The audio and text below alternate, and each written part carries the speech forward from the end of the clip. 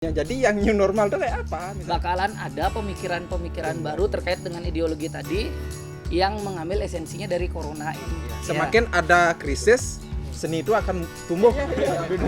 Aku figuran kan nih. Enggak ini. Ya, saya curiga apakah NPO sendiri ada masalah dengan binatang? Sekarang ini udah mulai coba keluar nggak pakai masker. Mulanya gimana? Pagi ini kita kedatangan kawan-kawan istimewa, Empau, Ya. dan juga Dede. Oke. Ya. Double pivot andalan. Kita menarik untuk discuss dengan Empau karena awal kita pernah berbincang pada suatu saat Ya.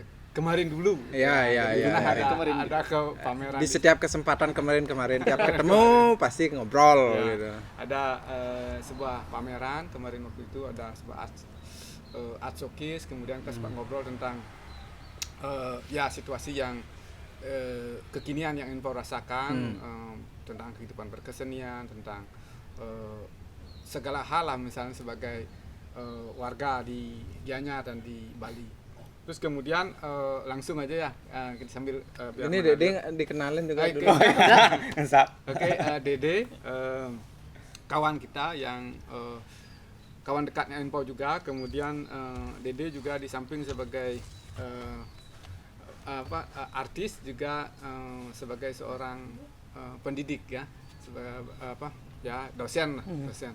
Itu sangat menarik karena kita penting juga bagaimana mengetahui tentang kehidupan kesenian di ranah informal lah bilang, kemudian ada juga di formalnya di pendidikannya. Itu akan sangat menarik karena seharusnya kedua hal ini bisa saling melengkapi, bisa saling menyempurnakan. Oke, kita mulai aja karena kondisinya kan lagi pandemi sekarang, lagi COVID ini sekarang, COVID-19. Kemudian saya sering mendengar tentang new normal ini. Apa sih yang dimaksud ini? Bagaimana pandangan Info tentang new normal, khususnya di kesenian. Di kesenian ya. Ya banyak yang bilang tentang normal, ya. new normal ya, normal baru.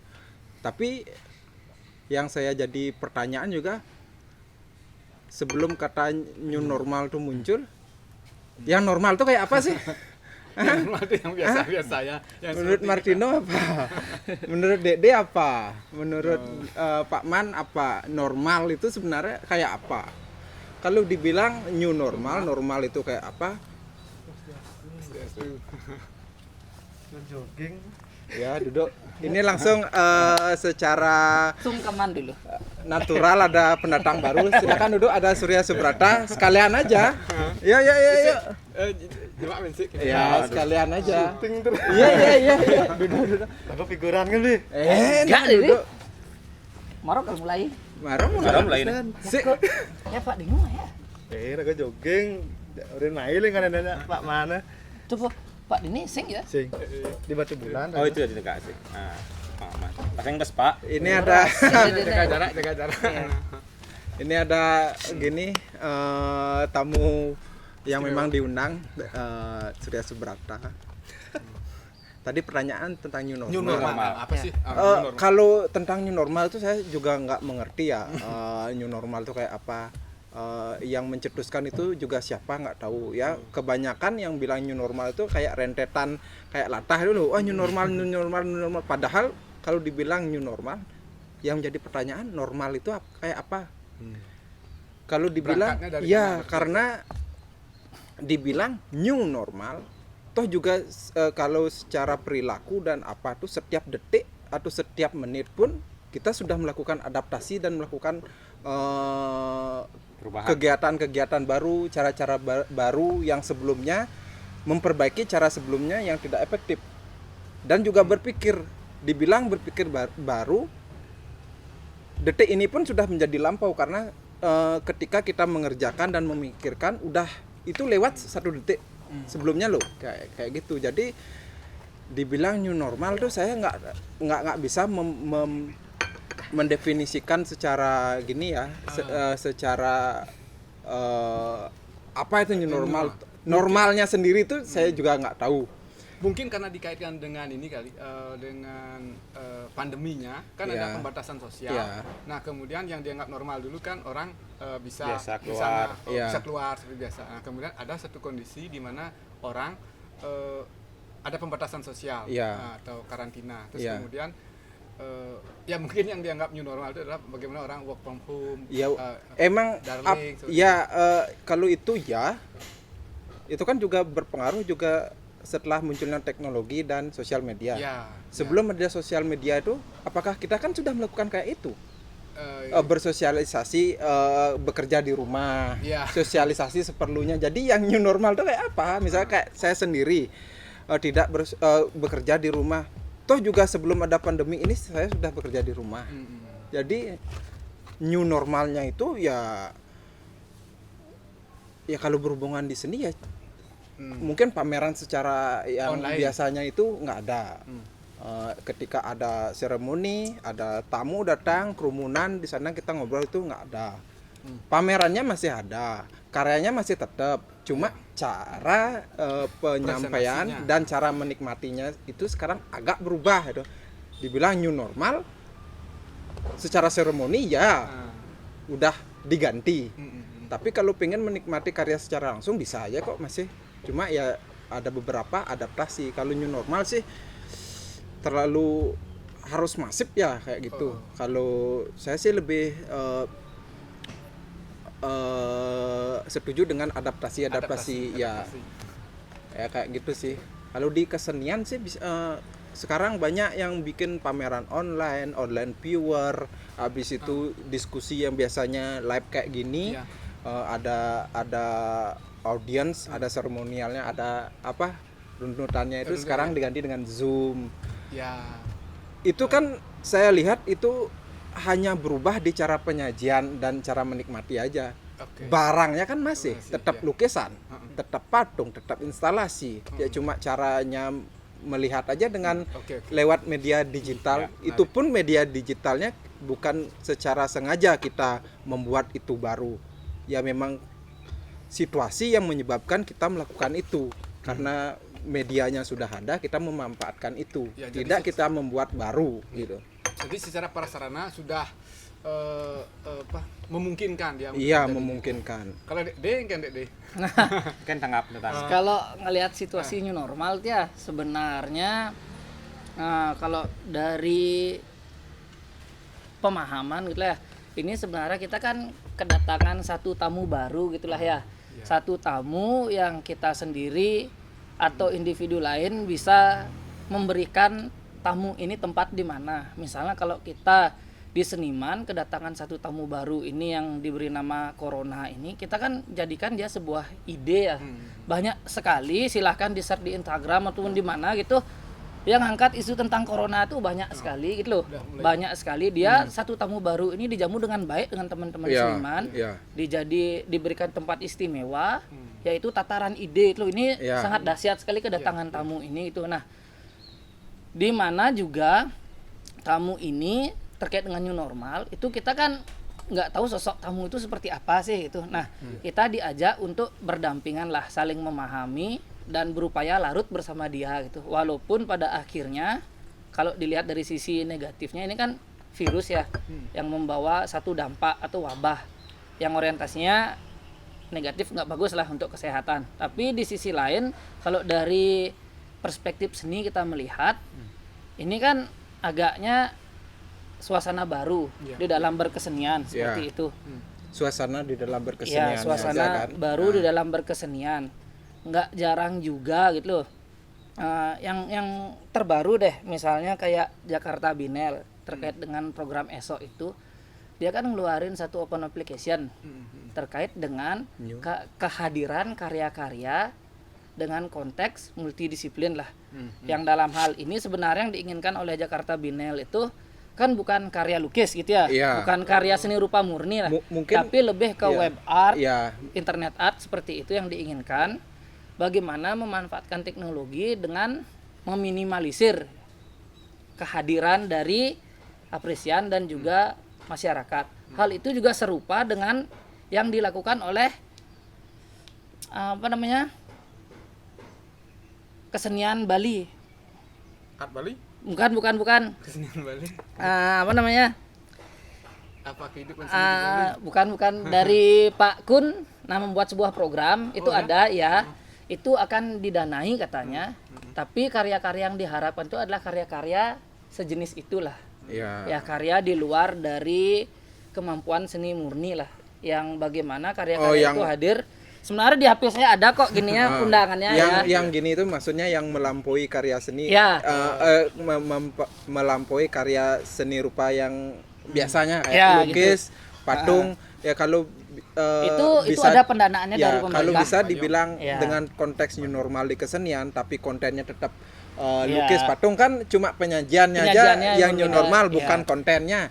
Mungkin ini salah satu usaha ya, Ya, salah satu usaha sebenarnya. untuk mempresentasikan atau mencoba menghadirkan new normal atau sebuah konten seni yang melampaui karya-karya fan art sebelumnya. Ya kan kayak itu beyond Ya. ya. Walaupun nanti bagaimanapun hasilnya, Ya. yang penting kan ada niat dulu kan. Ya, itu bagus gagasan niat itu dulu ya. kan. Itu jadi si pandemi ini, si tamu spesial ini kan ngasih sesuatu dia gitu. Ya, ya. Banyak terobosan-terobosan yang dikasih sebenarnya. Dan yang paling terasa itu sebenarnya dari kehadiran si tamu spesial ini ada satu ideologi sih. Ya, ideologi di dalam cara pandang pasti ya, karena terkait pola pikir bagaimana sekarang kita berpikir. Nah, berkesenian otomatis karena tidak bisa show off secara langsung, itu kan ada yang namanya masa jeda berarti ya. Iya. Masa jeda di mana kita hanya bisa menikmati dari sebatas layar HP gitu ya. Nah, di sini sebenarnya ada sebuah proses lah. Bakalan ada pemikiran-pemikiran baru terkait dengan ideologi tadi yang mengambil esensinya dari corona ini gitu. Nah, itu pasti bakal muncul. Mar, itu kenapa Mar? Kok ada tulisan Sony gitu? Lah ya, Mas. Kayak apa masih jalan. Ini masih jalan. Masih jalan. Bisa jalan tuh, Mas. Lanjut ini apa gimana? Itu lanjut ke kamera aku. Lanjut ya. Sekedar menambahkan ke Ya, Dede ya. Sebenarnya di seni tidak pernah ada masalah ketika terjadinya pandemi atau Enggak lah, ya.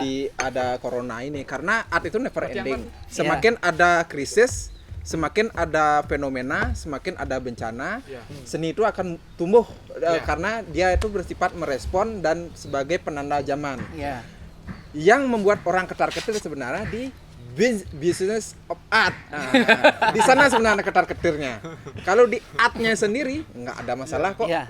Semakin banyak ada kekurangan, semakin seni itu tumbuh. Ketika semakin ada bencana, seni itu akan tumbuh. Setiap ada hal yang senang pun seni itu akan tumbuh. Yang membuat orang agak ketar-ketir kan sekarang di bisnisnya. Karena banyak seniman yang bergantung di kesenian. Banyak CSR juga, pendanaannya juga itu di kesenian. Ketika salah satu itu macet, perputaran ekonomi juga akan macet, karena seni itu juga bisa media promo di produk orang, sebagai membuat kayak pop culture-nya itu kan seni juga penandanya. Melalui media seni. Ya, ketika zaman itu ditandai oleh seni, ya seni itu ya memang sudah gini, art never ending, tetap ada. Tapi kan perputaran duitnya ini memang agak tersendat dulu kan. Nanti yang mensupport seni itulah. ya yang mensupport seni, karena kan seniman itu ya kita nggak munafik kan, beli bahan, beli apa itu kan Ya perlu dana ya. tetap dana. Walaupun banyak media alternatif atau apa, ya untuk kesenian oke lah, tapi di Bahan dasar kan harus beli juga kan. ya misalnya kita susun batu ini aja bisa seni kok, tapi kan seni-seni yang bermuatan ekonomi itu kan perlu yang masih yang kayak lukis, patung kayak Tetap gitu itu, tuh. Karena kalau kita menjual eksperimental art itu untuk pasar seni rupa Indonesia atau Bali khususnya, kita itu belum siap.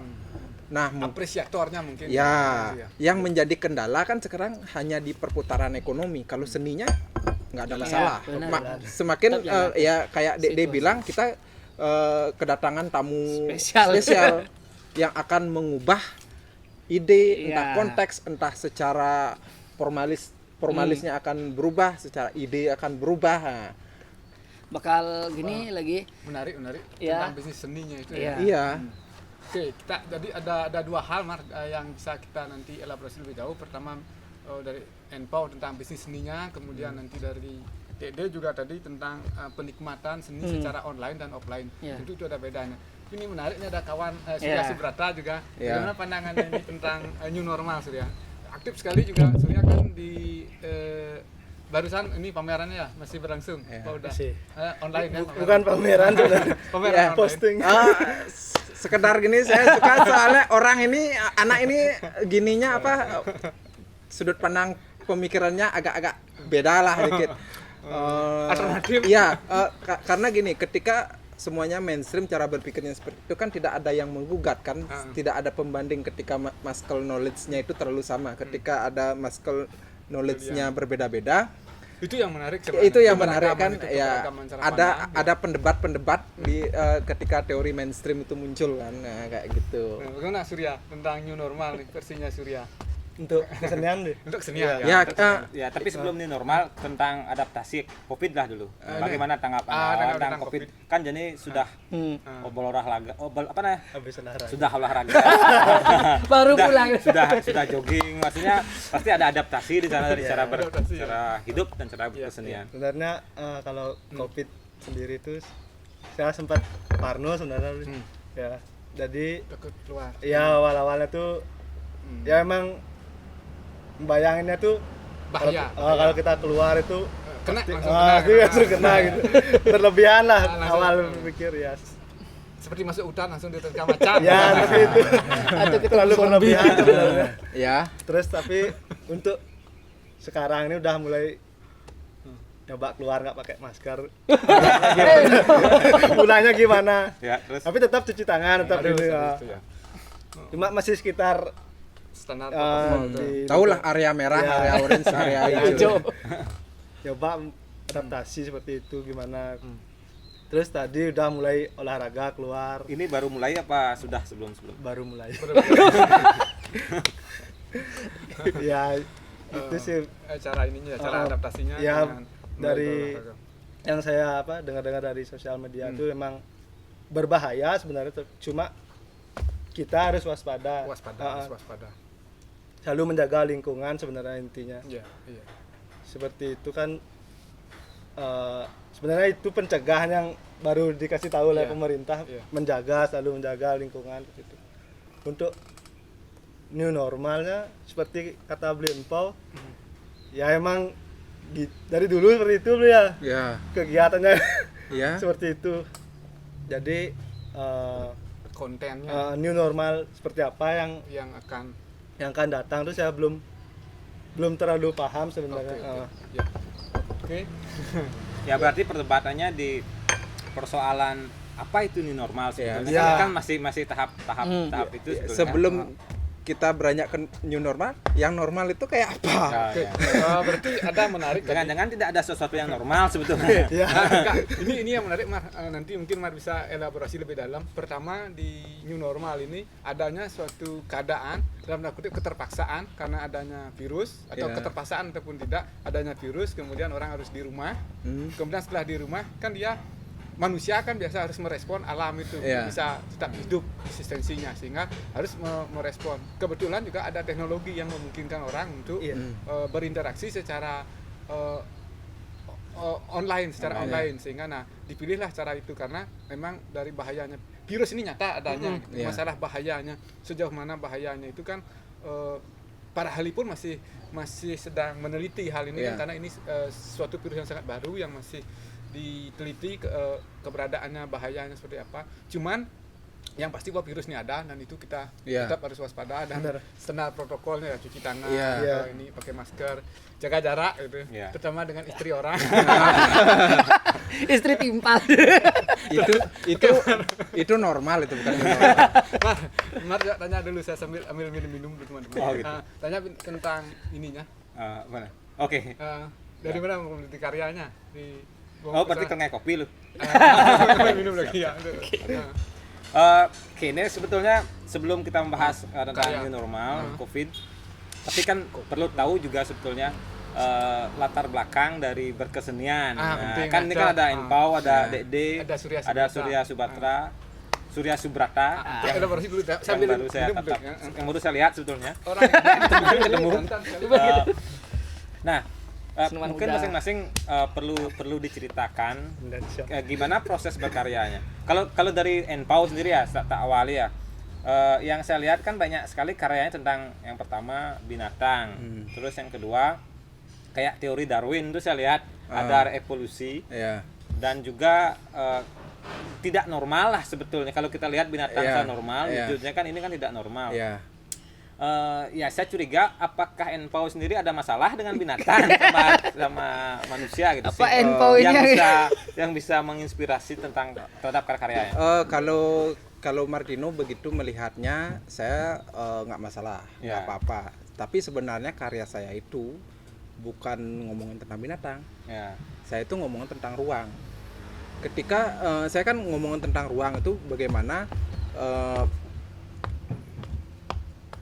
wujud kanvas, ruang itu diolah, misalnya kayak mengikuti sisinya kan kayak ada ditekuk kayak gitu tuh. Nanti binatang itu hanya sebagai wayangnya aja. Artinya pewujud ide aja. Ketika misalnya kayak ini kanvasnya kan kotak. Ya. Habis itu gininya woi, Iya, lanjut. syuting nih. Itu hanya gini, saya ingin mencoba observasi lagi apa kemungkinan yang muncul di kanvas ini. Ketika kanvas kotak kan gitu aja. Kan gitu aja. Habis itu bisa diapakan lagi? Nah, ketika kanvas kotak itu ini ada kemungkinan ada sisinya, ternyata ruang itu bisa dibengkokkan loh, bisa dibengkokkan ketika kita merespon itu.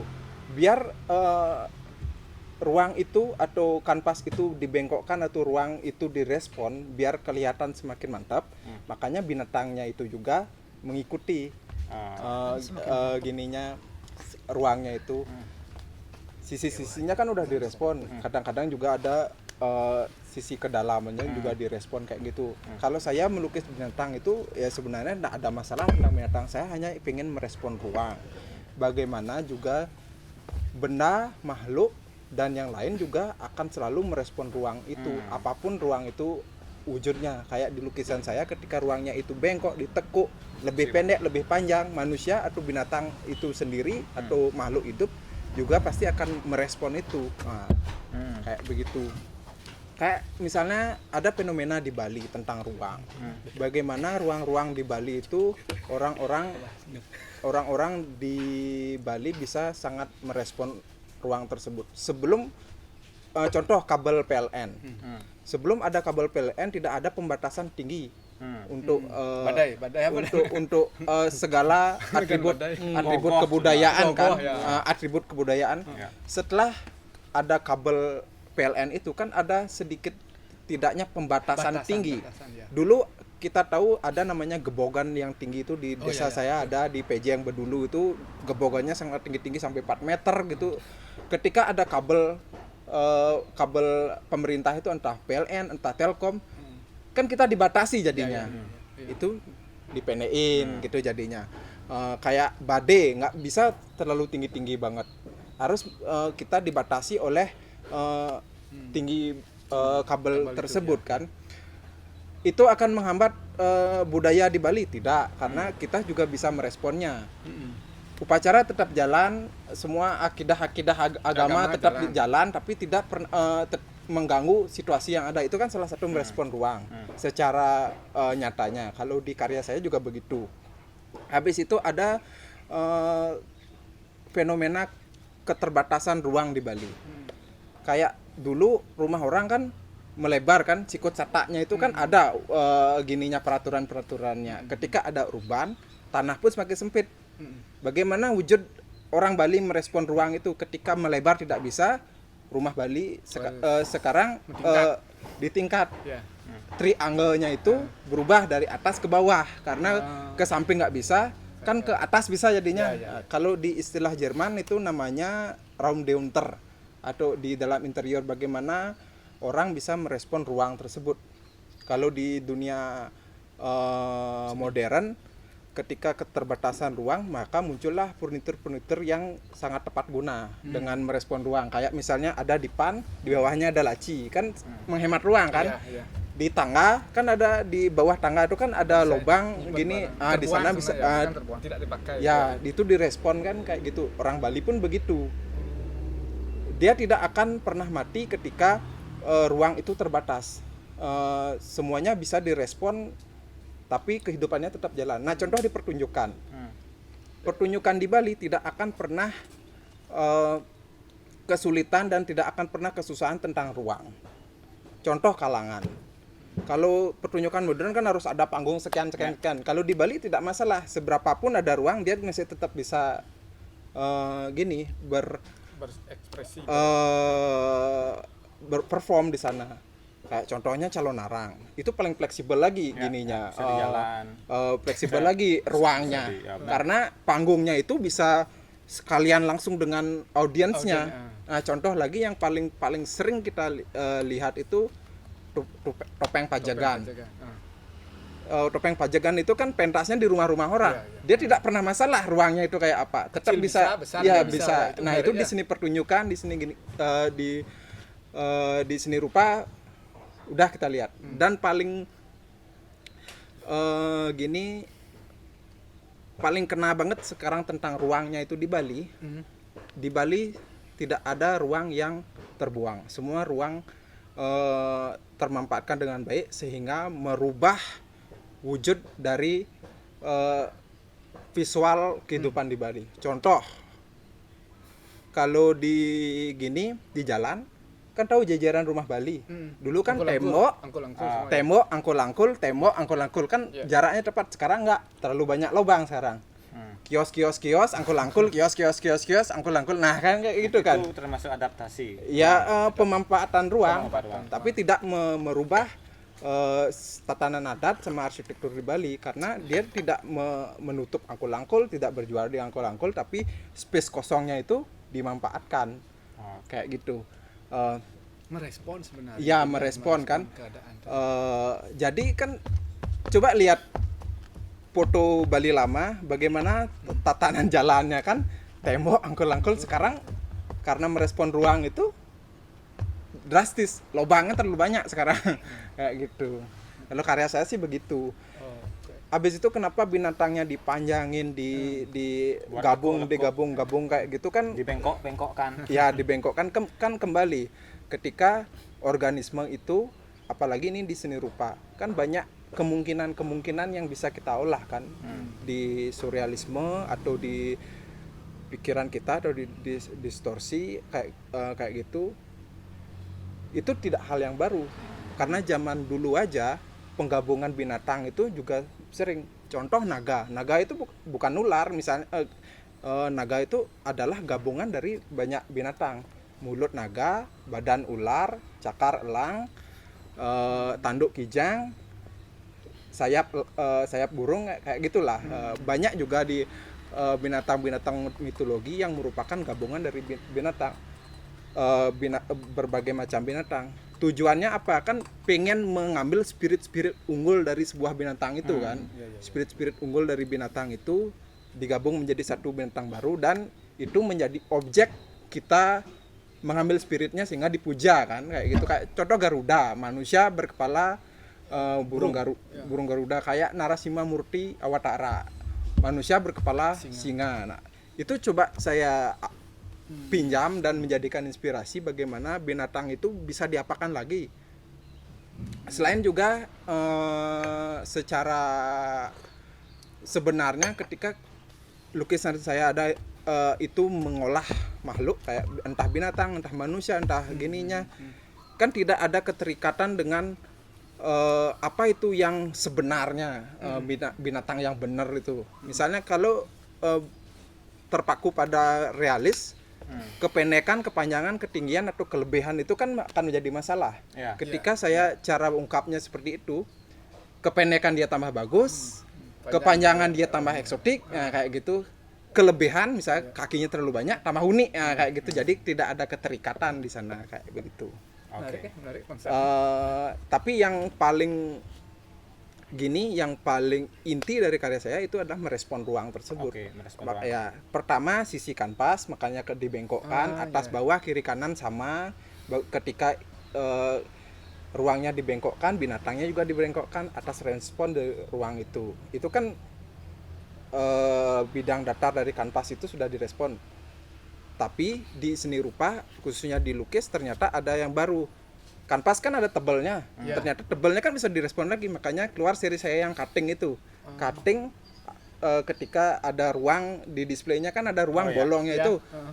Jadi kan bolongnya juga dapat direspon juga. Nah selain itu ada embossnya. Kalau lukisan sisi depannya kan tak terbatas bisa direspon itu sampai ke depan. Nah jadi kanvas atau wujud lukisan itu sebenarnya tidak hanya terpaku pada kotak kanvas itu. Oke. Lagi sisi kiri kanan, kedalaman dan ke depan itu. Mungkin itu bisa seperti relief nantinya ya. Iya, tapi semasa beda lagi. kita menjudge itu lukisan, ya itu masih Itu tetap lukisan. lukisan. Karena kita merespon dari Kanvasnya itu ya. ya Dari media yang dari dipakai. medianya itu kayak gitu. Biar kanvas itu tidak hanya sebagai bidang gambar aja. Oke. Kanvas dia juga sebagai medium dan memiliki makna dalam karya itu. Dia Eksplorasi. diberikan ginilah makna lah kayak gitu. Pemaknaan. Ya, dan ya karena mungkin saya tinggal di Bali, bagaimana di Bali juga tidak hanya di Bali mungkin, tapi karena saya hidup di Bali itu mungkin sensitivitas tentang ruang itu mungkin sangat gini kan. Coba di Bali, di mana ada ruang yang tidak kepakai, dan di mana apakah orang Bali itu pernah kesulitan tentang ruang? Mungkin tidak. Nah itu. Berarti lebih soal merespon ruang. Ya, Merespon ruang. sebenarnya Nah, itu ininya. binatang hanya sebagai wayangnya aja. Dan bisa jadi bukan hanya binatang. Dan Iya, pernah yang lain. Nah, itu juga mungkin kembali ada ranah-ranah strategi ekonomi kan. Kalau saklek tentang ruang atau apa-apa, mungkin secara ide oke. Tapi kan ada sisi saya mempertimbangkan sisi jualnya kayak gitu, sisi marketingnya kayak gitu. Oke.